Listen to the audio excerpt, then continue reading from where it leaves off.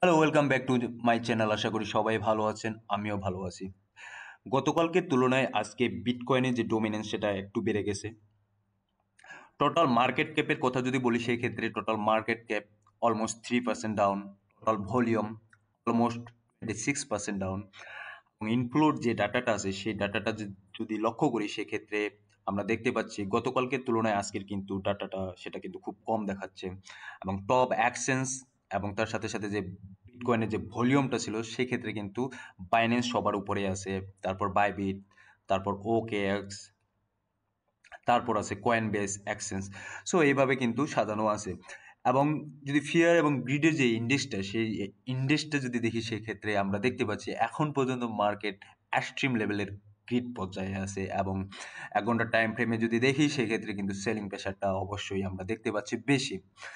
এখানে বিটকয়েন কিন্তু 24 ঘন্টায় almost 3% down, Ethereum 5% down, Solana 4% down, BNB 5% down, অলস কয়েন, বিটকয়েন এবং মিমস কয়েন ওভারঅল কিন্তু এই মুহূর্তে ডাউন সিচুয়েশনে আছে।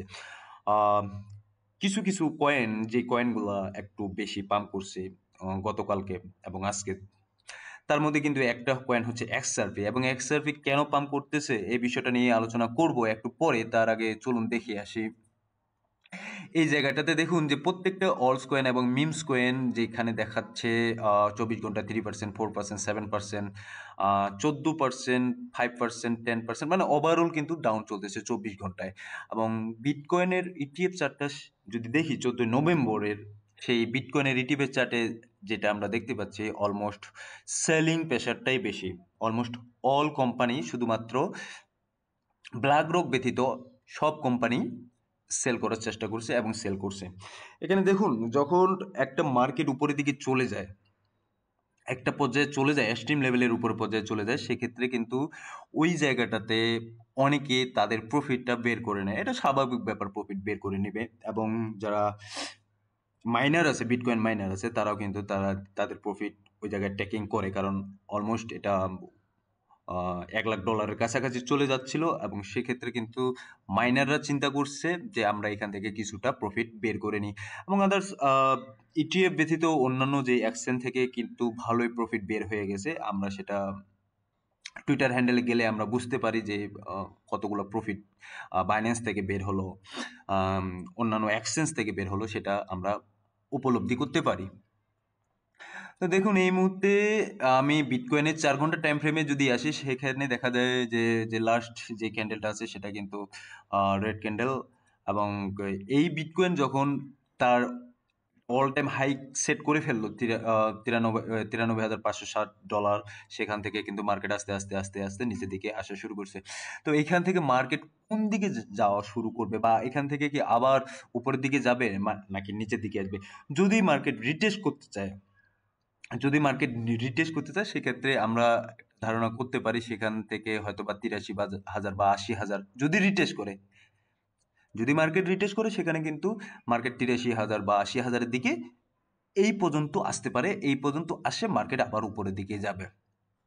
এখন দেখার বিষয় হচ্ছে বিটকয়েন যদি মার্কেট রিটেস্ট করে এবং রিটেস্ট করার সাথে সাথে যদি আদার যে অলস কয়েন আছে, মিমস কয়েন আছে, সেগুলো যদি রিটেস্ট করে, এর মধ্যে যারা ইনভেস্ট করছেন যখন মার্কেট একটু ফুলে ফেপে উঠছিল, যখন মার্কেটে অনেক মানে ইনজেক্ট হচ্ছিল, যখন প্রত্যেকটা কয়েন তাদের এক হাই টপ নস লেভেলে ছিল, সেই সময়টাতে যারা ইনভেস্ট করছেন তারা এখন কি করবেন? তারা হয়তো বা একটু ট্র্যাপে পড়ে গেছেন। কিন্তু তাদেরকে আমি বলবো যে এখানে হতাশা হওয়ার কিছু নেই, এখানে অবসেসড হওয়ার কিছু নেই। আপনারা যখন মার্কেট নিচের দিকে আসতেছে ওই সময়টাতে আপনারা ডিসিএ করতে পারেন। আমার মনে হয় যে ডিসিএটা বেস্ট অপশন এই মুহূর্তে, তাছাড়া আদার্স কোনো অপশন নাই।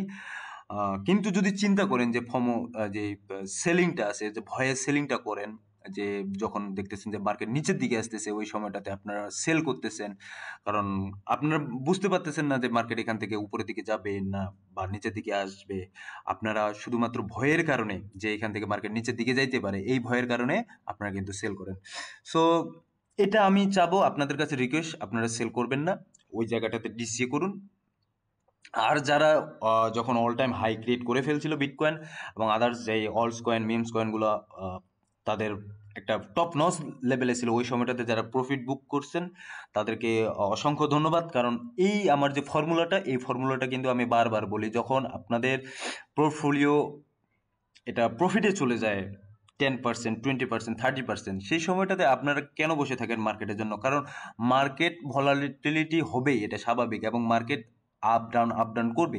তো যখন আপে যাচ্ছে তখন ওই জায়গায় সেল করে দিন, যখন নিচে আসতেছে তখন ওই সময়টাতে আবার রিইনভেস্ট করুন। এই দ্যাটস ইট। এটাই তো মার্কেটের কালচার, বা এইভাবেই তো মার্কেট কাজ করে।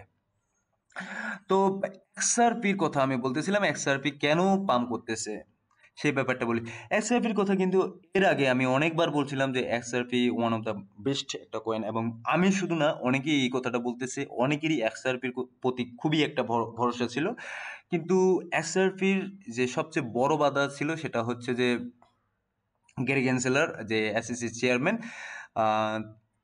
তিনি এই এক্সআরপির জন্য একটা বড় বাধা হয়ে দাঁড়িয়েছিলেন, এবং তার এক্সআরপির বিরুদ্ধে খুব একটা কেস চলতেছিল, সিকিউরিটি স্টেপে মানা হচ্ছিল। কিন্তু খুবই একটা ভালো নিউজ আমাদের জন্য যে এক্সআরপি খুবই এখন পাম্প করতেছে, কারণ গ্যারি গেনসেলর খুব তাড়াতাড়ি রিসেন্টলি হয়তো রিজাইন করবেন এসইসি থেকে।